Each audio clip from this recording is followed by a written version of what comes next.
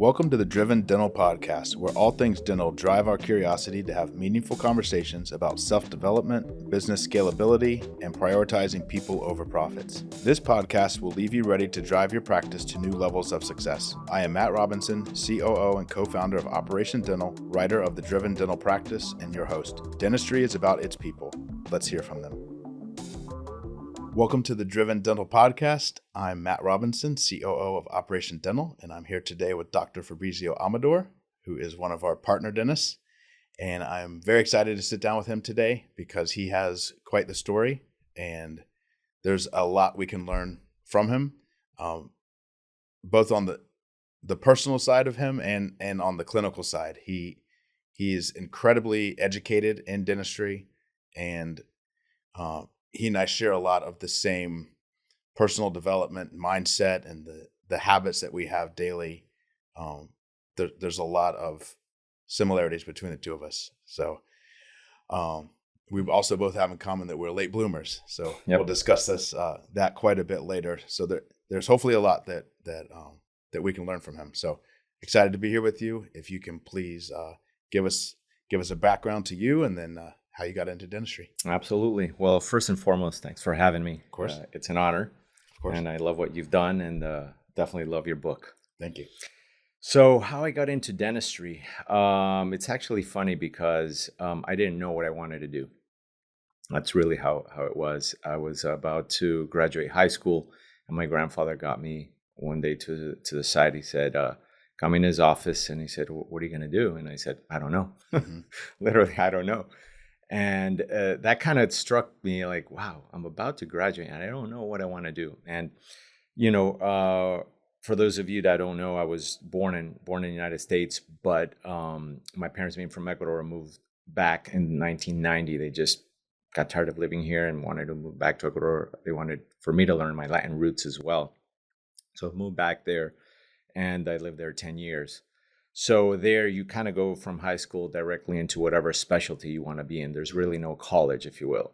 So it was pretty much delving into whatever profession I wanted to be. But because I didn't know what I wanted to do, it was difficult. So My grandfather pointed out my uncle, which is his son. He's an orthodontist. He did his training here in the U.S. and then went back to Ecuador, and he had a pretty good gig there. So I said, why not? Sounds good. He goes, you're going to be your own boss, and it's a great profession. And, overall, it just sounded like there's actually a plan now. Mm-hmm. So one of my best friends, who's now a prosthodontist, he actually works in Fort Myers area. Oh, wow. Yeah. So he called me up. He said, tomorrow's the last day of, matriculation in dental school. And I just said, what do I have to lose? So I signed up. The next morning, they picked me up. To me, it was like a field trip. Wow. We're like 5 friends in a car, and that's how it started. That's amazing. Yeah. So it was really had nothing to do with sciences and me like really liking certain sciences or what I thought I was good at. It was just luck of the draw in a way, and my grandfather kind of pointing me in a direction that gave me some sense of orientation towards life. Wow. Yeah. So you went through dental school completely in Ecuador. Correct. So it's 5 years of dental school in Ecuador. And then, so I graduated in the year 2000. And then after that, I was like, let me see if I can work here a little. I worked, I think, 6 months in my uncle's practice as a general practitioner, and my uncle being the orthodontist. And then I just didn't see much future. And I said, I'm a U.S. citizen. I speak English. Why not move back to the States? So I came back, and I, with my degree under my arm, ready to practice. And then I find out I can't until I get my DMD degree. Wow. So I did dental school again.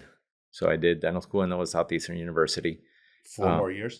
Actually, I cut a deal with the dean. I was a teacher. They accepted me as a adjunct faculty member. So I taught, I guess you can say 40% or 50% of the time, and the other 50 I was a student. Wow. Yeah.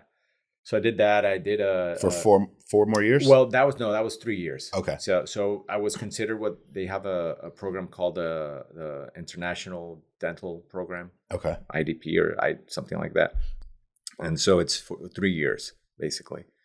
So I did that, and then did an AEGD, which stands for Advanced Education in General Dentistry, which helps doctors that already, have been graduated gain more confidence in whatever area of dentistry you want to do.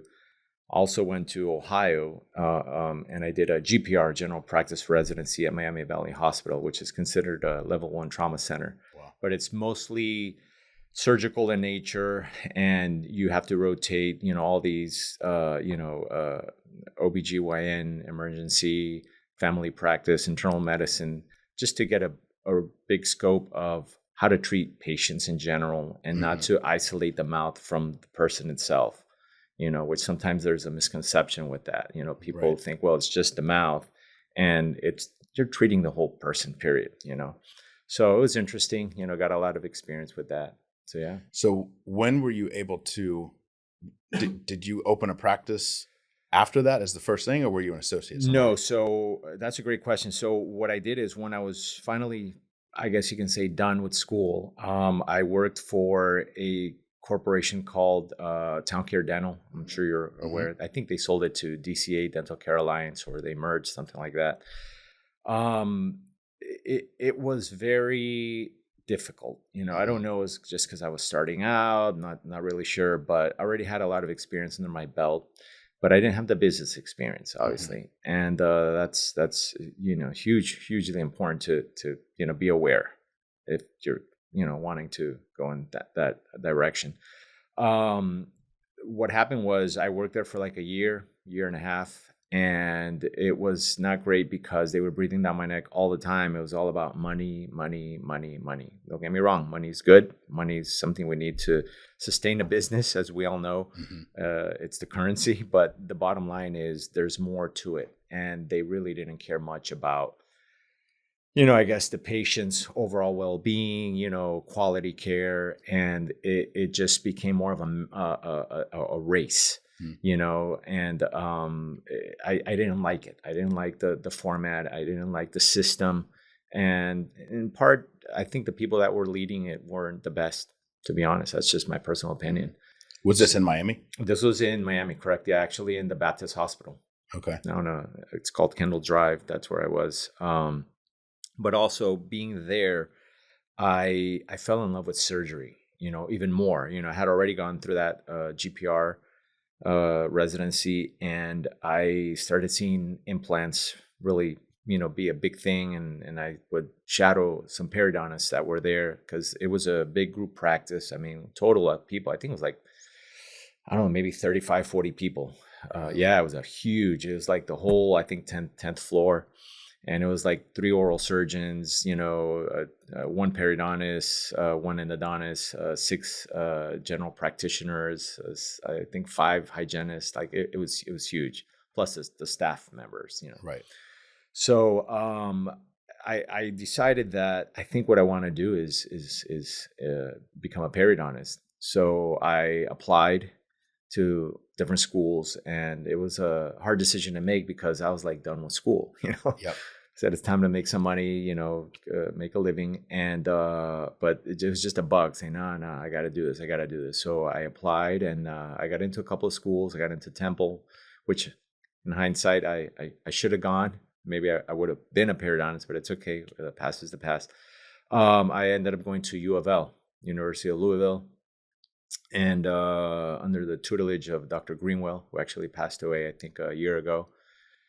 Great doctor, but he had a very militant style of teaching, of mentoring, and I spiraled into a little bit of depression during that residency.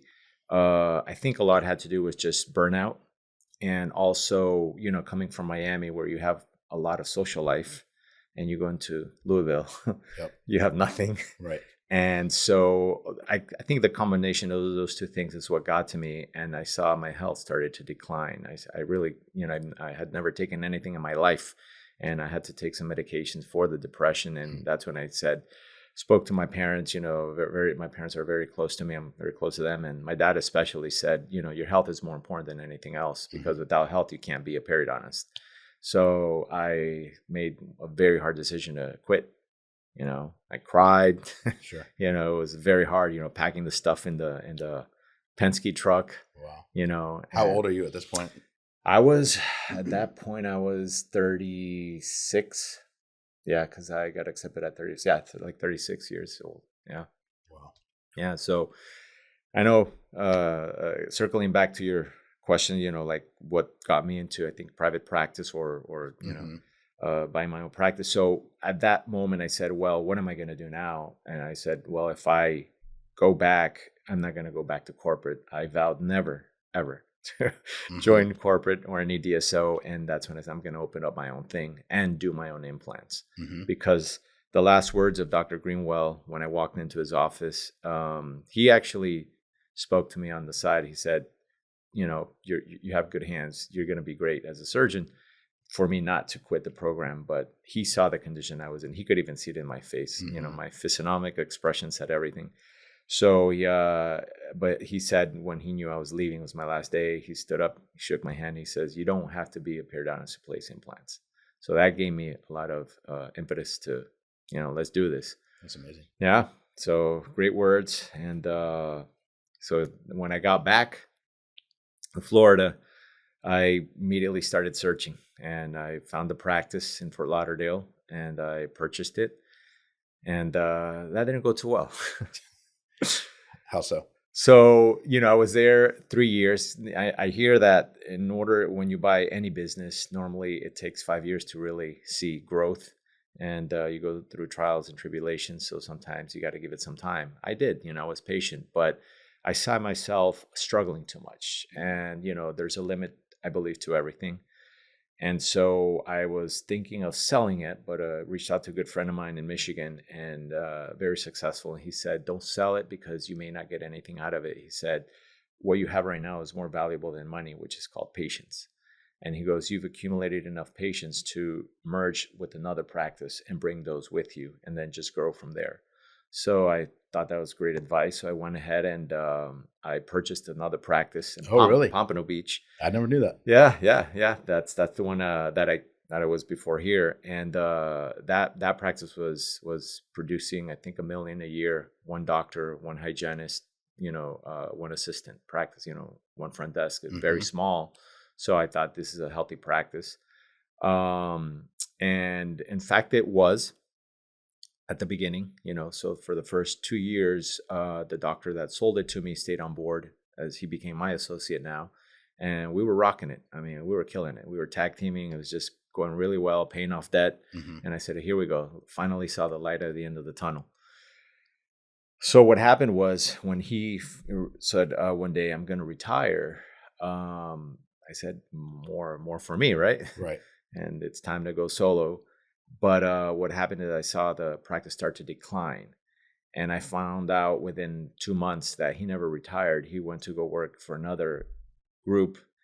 And mind you, he's 70 years old, beyond wealthy, house in the Bahamas, mansion in the Bahamas. I'm like, why is he doing this? A patient of his, that was a patient of his for maybe 25 years, is the one that spilled the beans. I thanked her. I said, you don't have to do this. She goes, yes, I do, because that's called being morally, driven, and she found it ethical or unethical on his behalf. So that's how I found out, and actually went after him. All litigation issues, but we settled very. We didn't go to court; it was mediation. But the bottom line is, he went his way, I went my way. But the practice took such a big hit that it became a real struggle for me. And that's pretty much where I ended up. Wow. So how long was that process of the decline in patients and then the litigation? So, once, the decline started almost immediately. That's what caught my attention. It wasn't like gradual. It was like all of a sudden, the following month, it just dipped big time. And it was not normal, because you normally see patterns. This wasn't a pattern. I mean, this was just abrupt. So I started, kind of saying, well, what once I found out what happened, what could I do? But bottom line is, going back to what you said, the decline and the litigation, the whole litigation took maybe a year. So it was a black cloud looming over my head. Started falling into a little depression again. Who doesn't after such, Sure. magnitude, and you're thinking, wow, now it's the time. Now things are going to go well for me. And it just, it didn't. So it took almost a year for things to kind of get to a more stable point. At that point, I pretty much met my wife, Carol, which and she quit her job. This is before getting married, and we had a long conversation, obviously, and I brought her in as my office manager. Oh, wow. And that actually helped because we were able to get the practice to a more stable, financial position, healthier, where now we're able to sell the practice. But we really weren't sure where we were headed. So what was going through your mind as you, I assume once you graduate from multiple dental schools, like you feel like your path is pretty set, like it should be a smooth upward trajectory. And I know because I experienced similar things myself, not in dentistry, but what was going through your mind every time? Like you've mentioned depression, but what was really happening in your mind as you're going through this over however many years? Life sucks. Yeah. Life sucks, man. It's not what it's cut out to be. Yeah. It's a great question because, I mean, there's so much to unpack there because there's so many emotions embodied in every person that goes through trials and tribulations, I'll be honest. I took an approach that I feel all of us should take, and it's not always easy, and it's just don't stop. Two words that I think are so important that we need to keep in our lexicon day in and day out is resist and persist. Resist and persist. Resist temptation, resist laziness, resist all the bad things that come to you, and persist on all the hard things that you should do. And that's what I did. Instead of saying, woe is me, like I said, life sucks. I'm so unlucky. I'm so unfair, because that's the easy route. That's what everyone, that's the path of least resistance. We're programmed that way. We're wired that way to always be like, I just, it's easier to sleep in, Sure. I said, no, I'm going to fight. I'm going to fight until my very last breath. And that's always, it hasn't always been my nature. I created that because I was very weak growing up, mentally, even physically. And I chose to go a different path. So, granted, there were days that I was woe is me mentality, I'm only human, but it was maybe 2% of the time. The majority was always researching, investigating, how can I better myself? What do I need to do? Reaching out to friends, reading, talking to people who already made it, because success leaves clues, right? Well, if you made it, what did you do to, and if you're authentic about it, because some people sugarcoat things and that doesn't work. So it really was more of it. Just give me more fuel for the flame, to keep fighting. So you combated it by just personal development and working on you. 1000%. I read this, Jim Rohn, I'm sure you're familiar with him, Tony Robbins' mentor. And he said, I'll never forget, your success is directly proportional to the level of your personal development. So I said, if I start working on myself first and foremost, what's going to happen? It just happens. Was there ever a lapse in personal development, like the focus on it after you had graduated, because you said, I'm done with school now, I just want to work? There still is. To this day, there's always a lapse. That's why you have to work at yourself every single day, because there's been moments that I said, I'm a doctor now, I've made it. It's time to kick back and relax till the day I die. To my very last breath, I will fight. That's just me. And I think everyone should be like that. Yeah.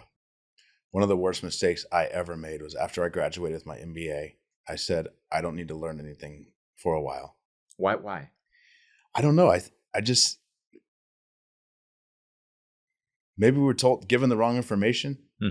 That I know from the teachers for sure, because when you go into like that next level education, they tell you that you're set. Like here's the list of everybody who's made it, before you. Here's why you'll be fine. You just have to go through the process, and then there's not help on what's next, or really if things start going wrong, what's next. Wow, that's interesting. And you know what, this probably leads to a point to make is I do believe that, like in school, they kind of teach you there is a finish line, Mm-hmm. and there really isn't. There is never a finish line. You make your own finish line.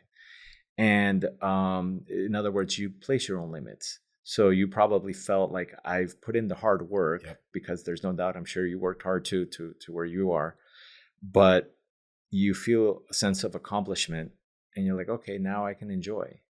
And you can enjoy, Mm-hmm. but momentarily, then you keep growing. It's all about growing. So I do feel that, a lot of us feel that even sense of entitlement, if you will, Mm-hmm. like I got it here. So it's Yeah. your turn now. No, and it should never be that way. For me, it never even occurred to me that life wouldn't go the way I had planned. Right. So for me, when things weren't going well, it was just confusing. I didn't even know where to start. So at least you knew to get into personal development. I think for me, I just kept going to work, and then eventually stumbled into dentistry. Well, yeah, yeah. Well, that's a good stumble. Right. But I would say, for me, no, I'll actually backtrack. It really wasn't I knew what to do. Okay. The whole Jim Rome quote, I only heard it maybe 4 years ago. I'm about to be 50. So it took a while. I think a lot also was just innately, it was my escape maybe too. I felt, and the way it made me feel, Mm-hmm. because we do things in life depending on how we feel. It's not necessarily what we're thinking. Right. Actually what we're thinking is what makes us feel what we feel. So I started seeing that waking up early made me feel good for whatever reason. I felt that, working out in the morning and how I felt afterwards made me feel good, and we'll get into that morning routine in a little bit. But it was just the way it would make me feel, and it gave me some sort of hope Mm-hmm. in life. Yeah. And I liked that feeling. So I would use that to apply to whatever endeavor I was going after. Mm-hmm. So that was my impetus. It's just doing what I needed to do to feel the way I wanted to feel. Mm-hmm. But I didn't understand the whole concept of personal development. Right. Now I wrap it up and I give it that label, personal development. Back then it was just experiencing life. That's interesting. No. Yeah. Now that you say that, I think subconsciously I was doing the same thing with lifting, Mm-hmm. because I had in my professional life, I was not where I wanted to be all throughout my 20s and into my early 30s.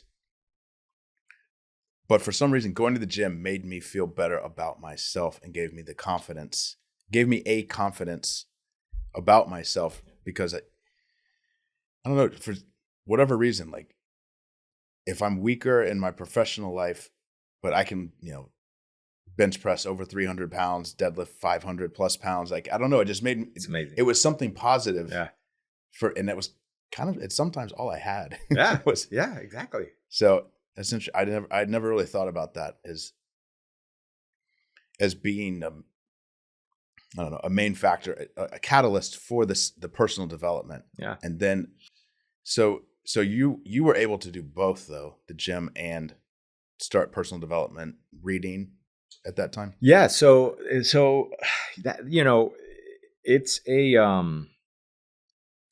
it's just a conglomeration of things that happened in my life by accident and by curiosity. And I would say by need.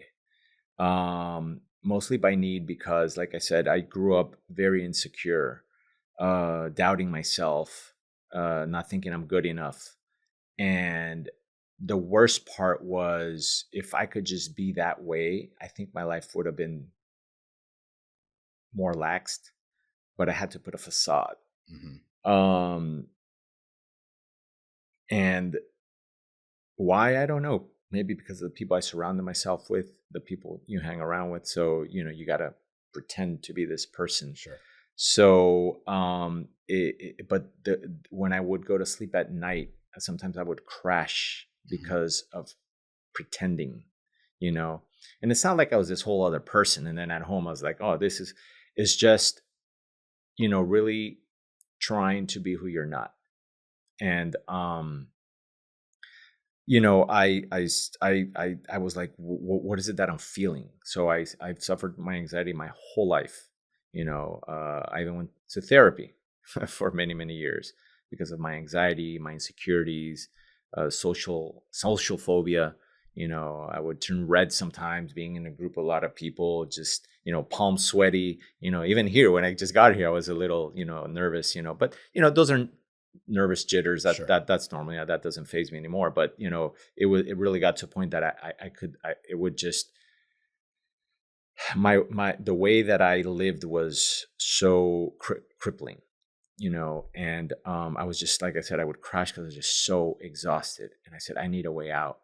Is this before you had your own practice? Oh yeah. Okay. This is before I'm a home practice. This is back in 2003 is really when I kind of started somewhat understanding what's going on with me. Why am I flawed? Who's not flawed? And I got my first, I would say, ever book that really made an impact in my life, and I actually recommended it to Jackie. It's from Tony Robbins, Awaken the Giant Within. Yeah, she bought that. It's so massive, and it's not a book to be read. It's a book to be studied over and over and over again. So it becomes ingrained in your gray matter. Mm-hmm. So that book is the one that actually made me realize, oh my God, there's more to life than what I'm living through. So that's when I started reading, if you will, and becoming curious about me and personal development. Again, I didn't know what was wrong with me. I didn't know why I acted the way I acted or reacted the way I reacted to certain circumstances. So it was, again, kind of by accident or evolution of my life and certain encounters that I had that made me want to delve into either working out or reading. The working out, like you said, it just gives you confidence. The way you look makes a difference, but deeper than that, it's the way you feel. So the way I feel when I work out, like I feel like a beast, like I'm unstoppable, and I really believe that. So that's my drive, but it gives me confidence at the same time, besides all the health benefits that we know what exercise does for you. But what the reading did, it sparked more and more curiosity and understanding of human behavior in general. Why do you think the way you think? Why does Hunter think the way he thinks? It's just everyone thinks differently, and to be able to understand and comprehend to the best of your ability, it doesn't leave you in the limbo wondering why of so many things. So it just plus the neuroplasticity that we know it creates, which is amazing. And that's so it wasn't like a linear thing or a structured format in my life. It was just certain moments in my time that I was able to dig in and say, okay, I'm going to focus on working out because this is what it's making me feel. Then once I've learned what reading was doing to me and what I was learning, I was like, whoa, this is amazing. And I just felt growth overall. How were you able to transfer that into dentistry? I would say pretty much applying everything is applicable in dentistry. That's what's incredible. Like some people think, well, dentistry is different. No, it's not. It's part of life. It's what we do. We're not treating models. We're treating people. So by understanding how people think and behave, you can win people over like that. And I'm not saying convince them, falsely or trying to trick them or, be, what's the word? Deceptive. Mm-hmm. It's just being heartfelt. This is what I truly feel. I'm your guide. That's what I always tell them. You make the educated decision. But understanding kind of where they're coming from. There's a book. I remember when we first met, I told you it's called the Platinum Rule, which is kind of like, I wouldn't say a subdivision, but the opposite of the Golden Rule. Golden Rule is do unto others as they do unto them, or treat someone.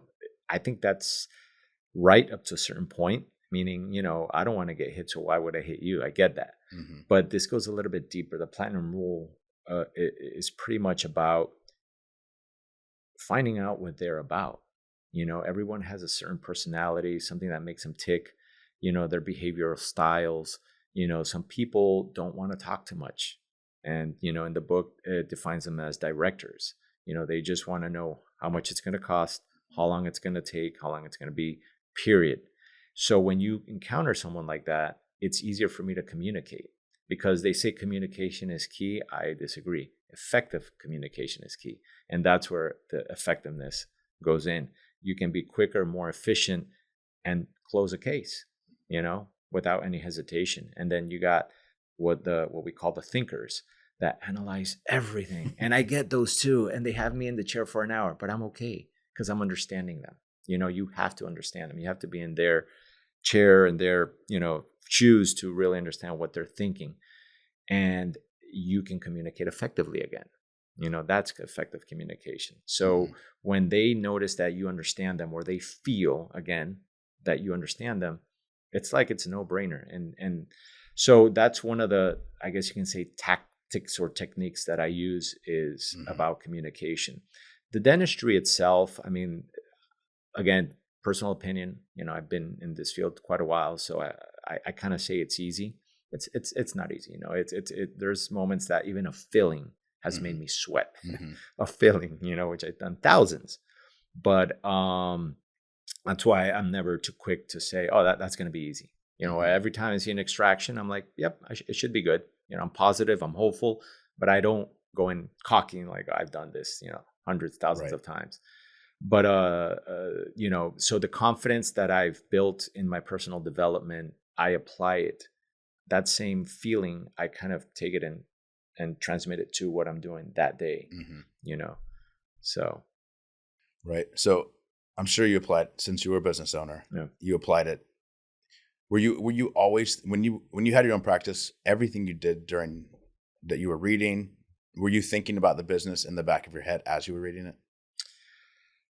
Like when I was, while I was a business owner, and the books that I read, I yes, 100%, because I was always struggling. I was always struggling till the very last day I turned in my keys and I said, I am no longer a single owner. Wow. So I would, exactly. And it was very tough, because these books would give you hope, and glimmer, and like there's light at the end of the tunnel and you're almost there.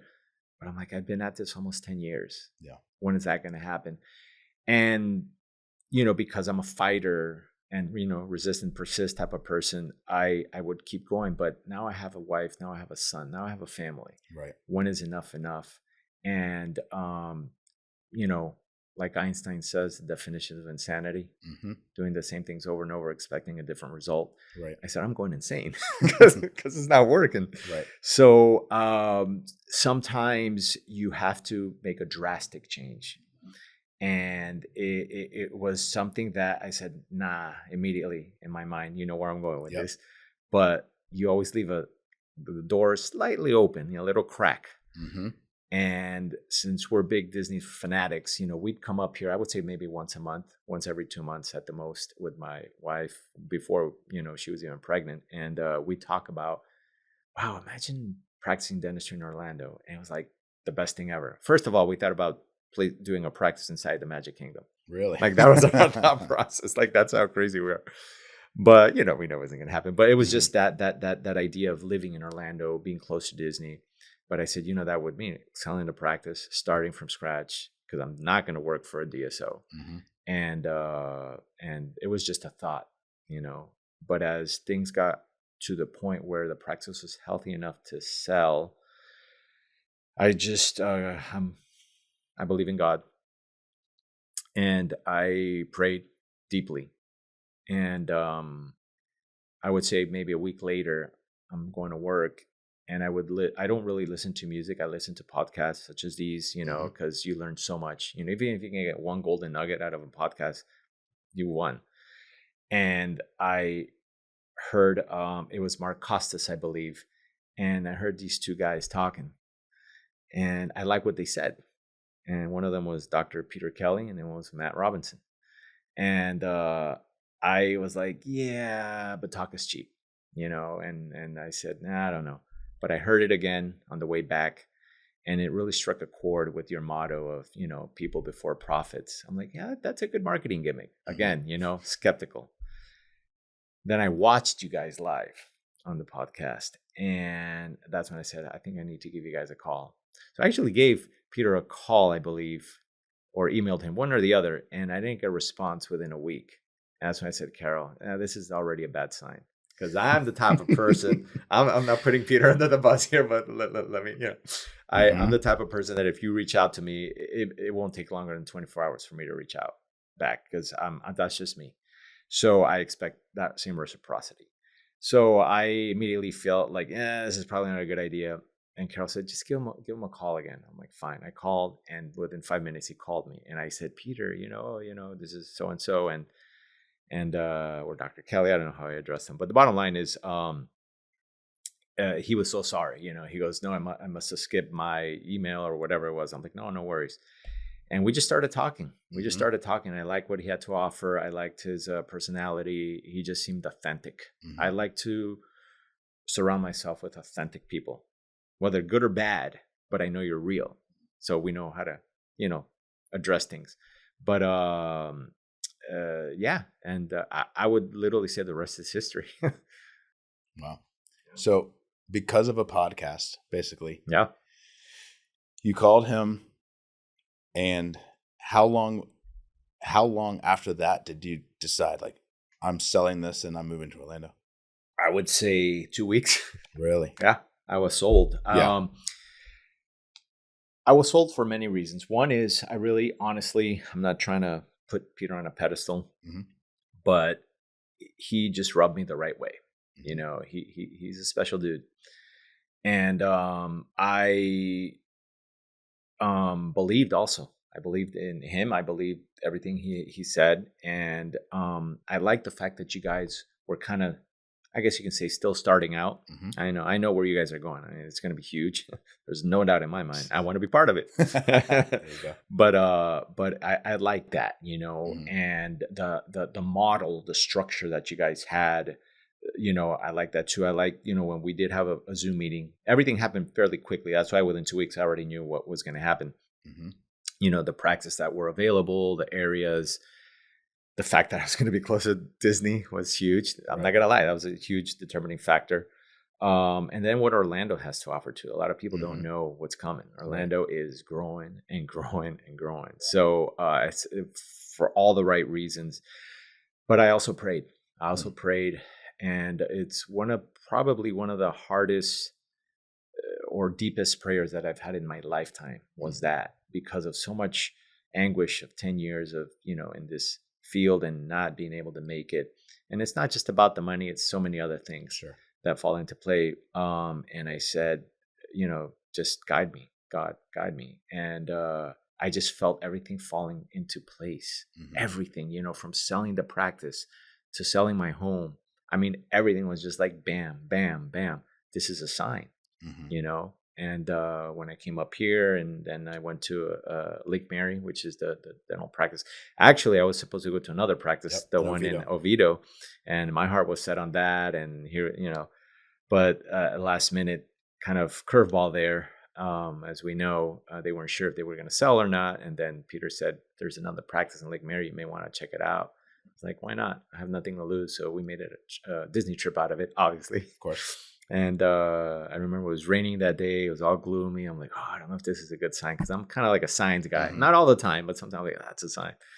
And I met Dr. Bond, who was the previous owner, and he warm welcome. Kudos to him for making me feel really well, and appreciate everything he did as well as a previous owner of the practice. And I just liked the practice, I liked how it looked.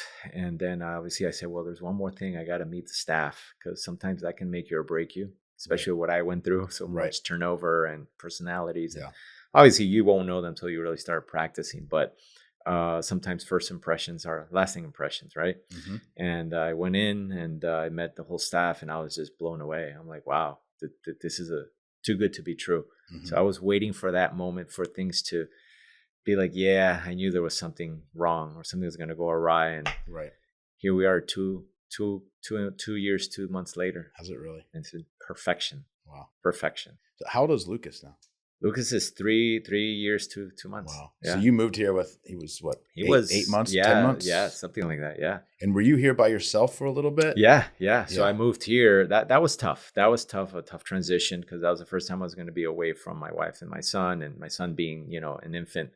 But there you go. That's how much are you willing to fight, right? For a better future down the road, yeah. So I would say 3 months, because the deal for me selling my practice is she had to stay as the office manager to help the transition. Gotcha. With the other doctor, Dr. Gutierrez.